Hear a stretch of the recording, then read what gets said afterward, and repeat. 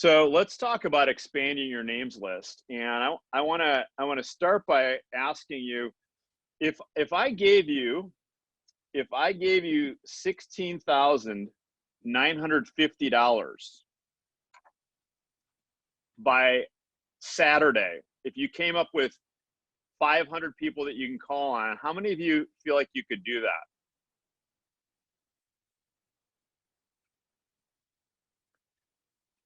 All right. I mean, yeah, like, the bottom line is, thank you for, how do you, by the way, I'm going to ask, how do you do the hand? Like Sheila, you raised your hand. Where do you find that function? It's gonna be under the more option. Um Awesome. so yeah, there's like a little show hand and Thank you very much. All right. no Brian problem. also said yes. So two of you. I'm sure there's more of you. But oftentimes people say to me, like, oh, I don't know if I can. And it usually comes down to your motivation. The reason I said $16,950 is because if you had 500 people to call for demos, do you think you could sell 50,000 bucks? My response to that is absolutely. If you have 500 names to call, it's not a question of whether you're going to sell $50,000 or not. It's a question of how quickly will you do it. Oftentimes, things like that create motivation. Dale Carnegie said it best. He said, sorry about the lack of space on that first word there. Inaction, I guess that is one word. Inaction breeds doubt and fear. Action breeds confidence and courage. And if you want to conquer fear, don't sit at home and think about it. Well, he obviously wasn't in the age of coronavirus, right? You can sit at home, but don't just sit there and think about it. He said, go out and get busy. You got to listen to a guy like Dale Carnegie, very successful in his profession, his career. And what I will share with you is as follows. Vern talked about product conviction, and I want to spend just a second talking about product conviction.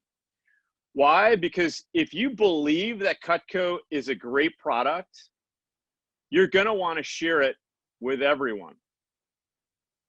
See, what if we were selling a pill that would cure cancer? Or let me take it even more simple. What if you sold a pill that could cure the common cold? I'm sure you'd sell it to everyone you know, right? Well, what if I told you that that pill for the common cold cost $5,000? Wouldn't you still give people that you know first the option of first right of refusal? One of the things that I hope that you eventually do is you get some Cutco and you start using it. But I'll tell you what, I had product conviction and I didn't even use Cutco. I had product conviction because I knew Cutco was going to be something that people were going to use 2 to 3 times a day, every day, for the rest of their life. It was never going to wear out. It was never going to go out of style. And I'll tell you, I'm going to show you my set of Cutco. This is my set of Cutco. I have it right behind me. You can see there's the pearl table knife. That's the table knife or the pearl trimmer. That's what they used to give representatives when they first started. I think that, back in 1992, you could do things live, right? And so here's the piece of Cutco. Here's the Cutco that I've had since 1992. And when I started, I didn't realize how great Cutco was, but I had product conviction. And the reason I'm sharing this is I felt like I was doing something for people and not to people. See, if you feel like you're doing something for someone, in other words, selling them, let's say, for instance, that pill that cures a common cold, well, you're going to see that you're doing a service for someone. And if that's the case, why wouldn't you show it to everyone you know? I want everyone to take a minute And think about this. You could be the worst representative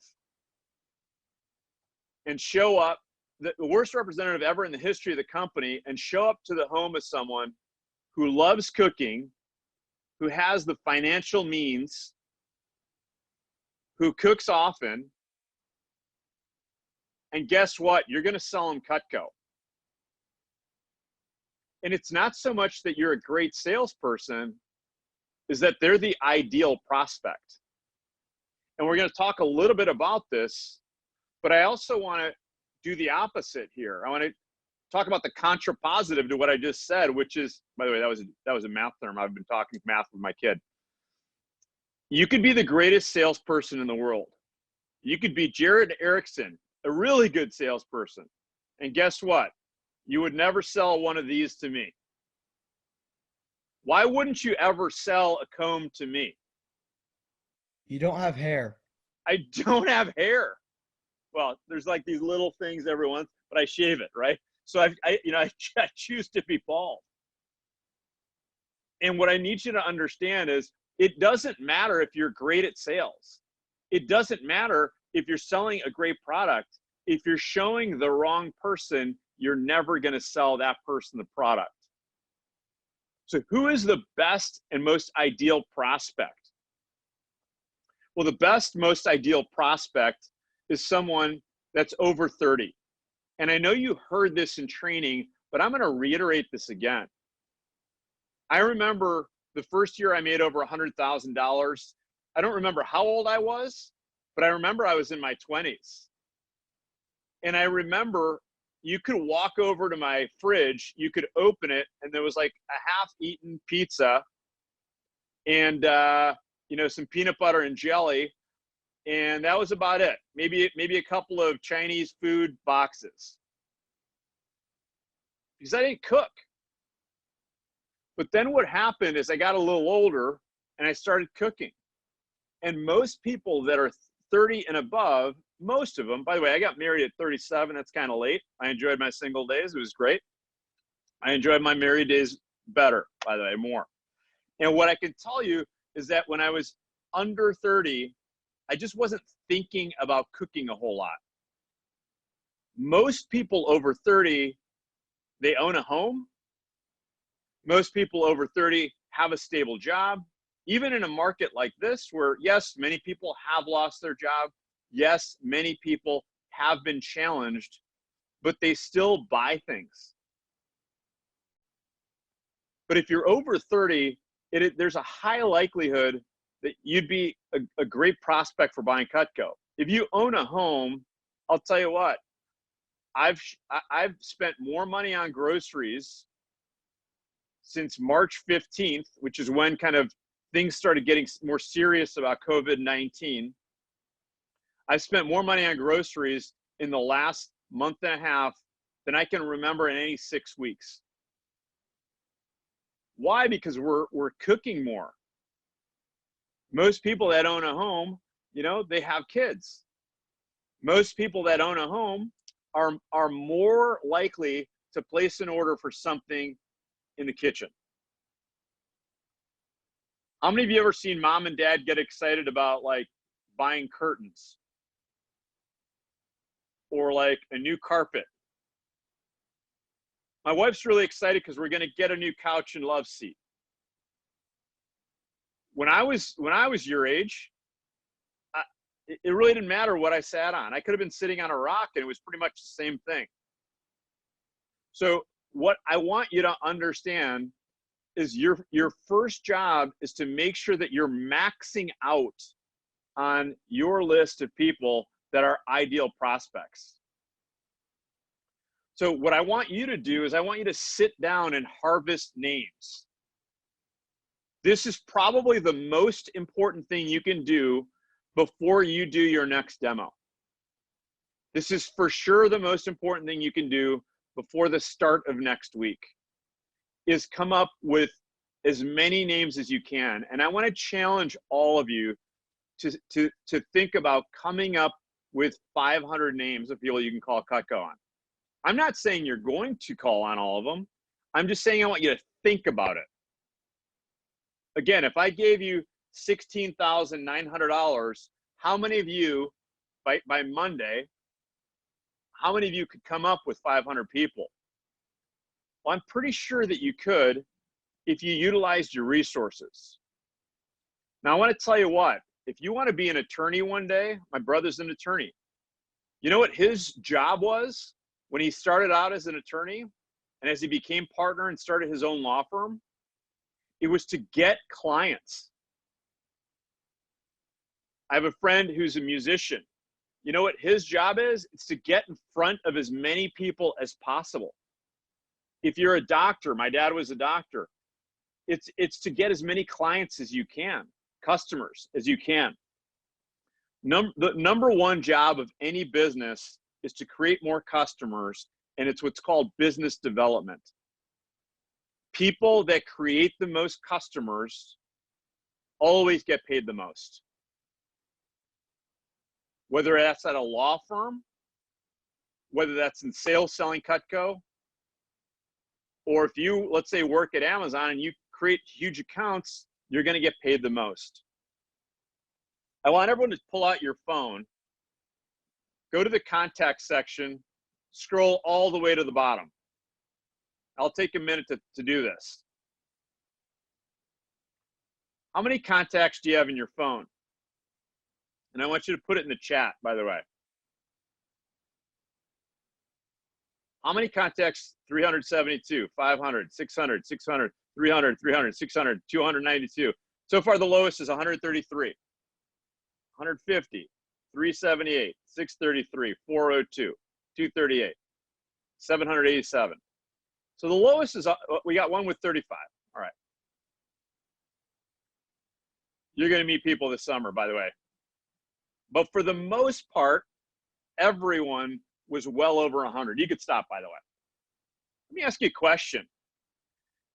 Now, by the way, when I was your age, I remember I got my first cell phone at 26 years old. I was one of the first people that I knew of my friends that had a cell phone at age 26. It was 1996. Prior to that, cell phones were like this big, right? If I had had a cell phone at 18, I probably would have had just as many names as you. What happens to your number of contacts as you get older? Goes up. It only increases. Do any of you take the time to like delete people? I certainly don't. And I don't think most people do. Even if you don't really like the person, you're not going to take the time to delete them. So here's what I want you to consider. I want you to consider that everyone that you have on your contact list didn't magically show up to Earth. They probably were born, and they probably have parents, and those parents probably are over 30. If I were you, and I realize you have like Jimmy John's on there, but let's say you have, I'm going to call it 200 names. I would think it's safe to say that you probably have 125 people that you can call on their parents. And again, if you're like, well, I don't have their phone number. If I gave you $16,900 by Monday, could you get their phone number? I think the answer would be yes to that. Right? There you go, Sheila. Thank you. So that's the first place that you start. The second place that you start is your Facebook group. How many friends do you have on Facebook, by the way? How many of you have more friends on Facebook than you do have contacts in your phone? Again, all of those people have parents. Now, are you going to be super comfortable calling on all of them? Heck no. There's no way you're going to be super comfortable calling them. Now, let me ask you an honest question here. I'd like you to answer me honestly. Of the percentage of people that you've called for a Cutco demo, what percent have said, no, I refuse? By the way, not now or I can't this week is not a no. That's a yes later. Throw on the chat, what percentage of people have said no to you? Yeah, like 5%? 5% I'm seeing. 0, 10%, 1%, 0, 20%. Let's just take 20%. In other words, someone said 100%. You've had everyone say yes or everyone say no to you? By the way, I think they misunderstood the question. So what percent have said no. Let me ask you a question again. If you were in Vegas and I gave you $1,000 and I said you have a 90% chance of winning if you bet on black right now, how many of you would take that bet? 100% of you. So sometimes what people do in my career, what I've watched is they know most people are going to say yes. And every time you pick up the phone to make a phone call, how many of you, be honest, are thinking they're going to say no? I did. Every time I got on the phone, I was like, oh, they're going to say no. They're going to say no. They weren't home. Oh, that's so great. And I used to get nervous with every single phone call. But if you know that most people are going to say yes, your job right now is to write up as huge of a list as you can. The second thing you do is ask mom to do this. So you know what I did? Again, we didn't have cell phones back then. I walked over to my mom and dad's phone book. They had like an address book, and I just took all the names and numbers down from that. And my mom was like, I'm not sure if I want you calling on all those people. And I was like, Mom, I know them personally. Like, this is a free country. Like, you can't stop me from calling them. I personally know them, Mom. It's not like, right? I didn't get in an argument, but she was like, all right, fine. But, you know, and you know what happened? How many of you have had the situation happen where someone calls your mom and dad and is like, you know, Joey just did a demo. He's an awesome kid. Has that happened to any of you? I remember that happening very often. You know, my mom or dad's friend at the end was always like, you did a great job. You know, so proud of you. It's so nice to see you. We haven't seen you in a number of years. You've really grown up, etc. And then they would like talk to my mom or dad, you know, within a couple of weeks and say, wow, Mike did a great job. He's so professional, you know, blah, blah, blah. That's what's going to happen. So the first thing, now when you think about your contact list, your mom and dad probably have more names. Maybe not, but maybe. What if you said, Mom, Dad, I'll never ask you for names again. I'll never ask you for numbers again. Sorry. Can you help me out here? Mom, I'll tell you what. If I sell $10,000, I'll give you $100. Right? Wouldn't that be pretty cool? You could do that. It's not illegal. Do the same with dad, or maybe it's grandmother or grandfather, right? You can sit down with anyone, but you want to explain to them. Like if I were Jared, I would say, hey, Grandpa, you know, I want to sell $100,000. And I would make the case. I would explain to him how much this matters to you. You know, what else can you do is you can look at their Facebook. You guys know how Facebook started out? When Facebook started out in the late 2000s, like 2005, 6, 7, it was basically only available for college students. You know who's taken over Facebook, right? It's people my age, right? Old, I love it. People my age, like my mom is on Facebook like it's her job. So yes, you can go to mom's Facebook and just harvest those names. You can go to dad's Facebook, harvest those names. How many friends does your mom or dad have on Facebook? Grandma, grandpa? A ton of names. All right. What else? You can ask siblings. So there's a really good rep of mine. His name is Ben Skemper. He was a rep, I should say. He now runs his own business. And he sat down with his brother Ben, who was a few years young, or his brother. What was his brother's name again? Peter. Peter. Yes, thank you. All right. Sat down with his brother Peter, and I think he gave him a nickel for every name he gave him. And his brother was a few years younger, was like, I'm fired up, right? Maybe you give your sibling $1 for every name, $5 if they buy, you know, $500 or more, right? Get them working, right, to help you out. You could certainly ask siblings for people. You could buy them their favorite case of root beer if you would like, if they're of age, right? How about boyfriend or girlfriend or best friend? If they're your best friend, they probably want to see you do well. they're your boyfriend or girlfriend, say, hey, I'll take you out to a really nice dinner. Or if you're in isolation, if you're in a shelter in place, I'll buy you your favorite dinner. You can have it on your own, right? In other words, you can bribe them. Let me ask you a question now. How many of you are more confident that you can come up with 500 people? Because all of those people on their cell phone probably have just as many names. You know what else you can do? Is you can look at mom or dad's LinkedIn account. So here's what I want to share with you. There are people that are on my contact list that are not on my Facebook. There are people that are on my Facebook that are not on my contact list, and there are people that are on my LinkedIn connections that are not on Facebook or contact list. So if my kids, they're 9 and 11, were to start selling Cutco, I would be like, have at it. Call on any of them. Yeah, I haven't talked to that guy in 25 years.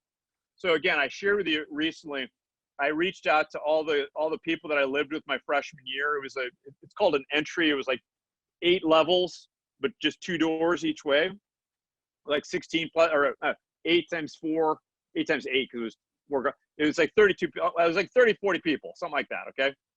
Not everyone had a roommate, so that's why it's a little complicated. I just reached out to them the other day, and I said, I got the email list, and I said, hey guys, let's do a happy hour, a Zoom happy hour. The responses, and I said, I realized some of us haven't spoken to each other since 1992 when we graduated. It's going to be a little awkward. Let's have some fun. And the responses were like, thank you so much for reaching out. Again, I told you, one of them sent me photos of myself that were kind of funny photos from 1988 when we were freshmen. I haven't talked to the guy since 1992. My point is, if my kid were to call Jay Emerson, he's a professor at Yale, I bet Jay would be like, oh yeah, Mike, we were roommates in freshman year. Yeah, sure, I'll do a Cutco demo. Does that make sense? I just want you to realize, or he might say, no, not comfortable. No big deal. Hang up, call the next phone, make the next phone call. And with the Q app, I love it. It's so great because it's just like, bam, next phone call, next phone call. What I want you to understand is you have the names. I was talking about my BMW. Maybe I wasn't. I was talking to our managers about my BMW. I told you a little bit about it. It's pretty sweet, by the way. This isn't a photo of mine, but it's a photo offline. So you see those 2 gray things? Those are paddles. And it's allow you to shift gear. So it's the paddle transmission. Paddle transmission is a beautiful thing. Okay? I personally like it. It's better than manual. I remember driving a manual transmission back in the day. But when I think about selling Cutco, it's a lot like driving a BMW. You know, first gear is like close family. Those are like the people you're super comfortable calling, even though I know not all of you were.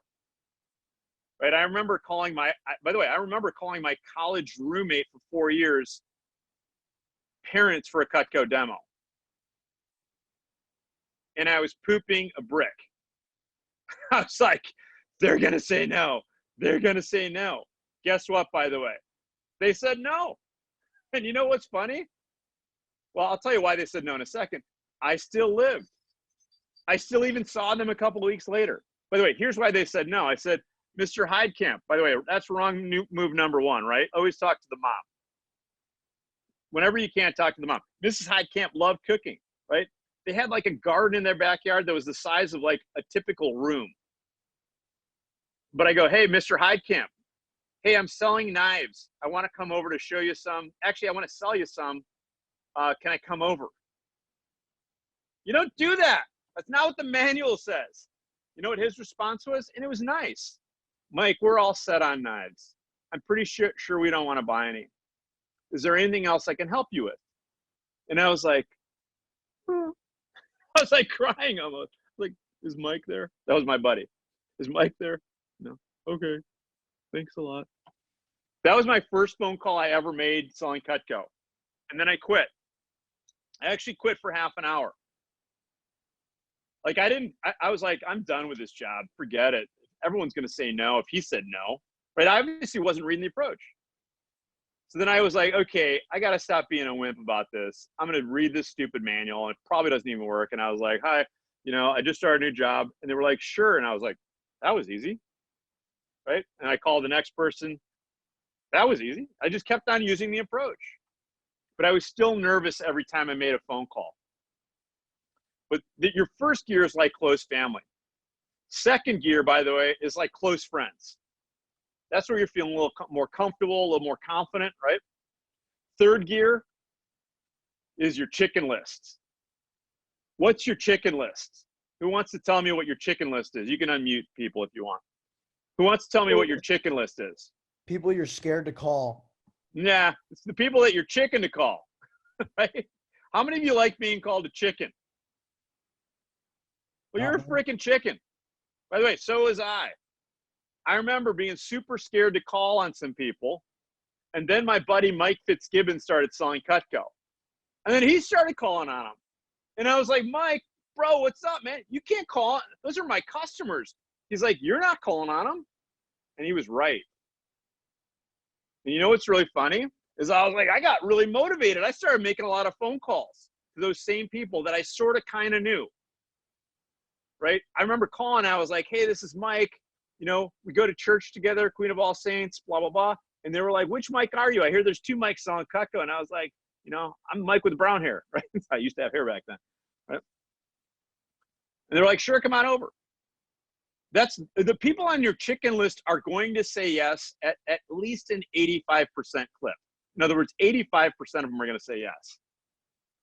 Hey, Mike. Yeah. This is Jared again. Yeah. With the chicken list, Alex Funk had a PR, one of our assistant managers, Lucas Adi. When he started, Lucas called all the people on Alex's chicken list because they're both from the same small town, and he sold he sold 10K in his fast start off of the chicken. Isn't that beautiful? I love when that happens. And you know what I want to share with you? Thanks, Jared, by the way. That's a great chime in. So here's what I want to share. Jared, you should be a model, dude. I'm looking at your still photo just showed up there, right? But here's the deal. Your chicken, you'll make more money selling Cutco, by the way. But your chicken list, you're all probably a little nervous calling them, but 85% are going to say yes. And here's what's really funny is I'm really good at my job. I'm going to make sure that those people on your chicken list get called at some point. I promise you they will. So just call on them. So all those names I just rattled through, like mom, dad, boyfriend, girlfriend, best friend, sibling, right? All that, grandma, grandpa, anyone who can help you out, you might as well call on them. At some point, someone's going to call on them. Fourth gear, by the way, is referrals.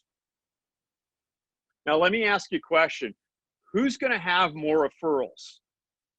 Someone that does 10 demos only in first through third gear, or someone that does 100?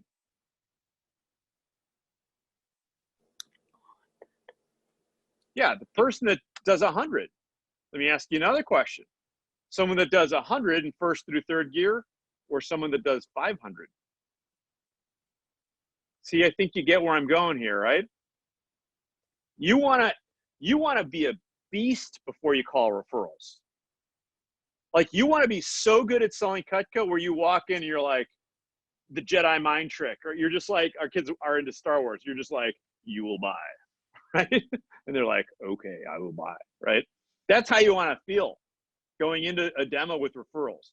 Now, by the way, if you're doing a demo for your Aunt Sally and she's like, you have to call on, Sally over here. I keep using the same name. You have to call on Sally. She loves cooking. In fact, I think she owns Cutco. Call her right now. Here's my phone. Call her right now. Then call on that person.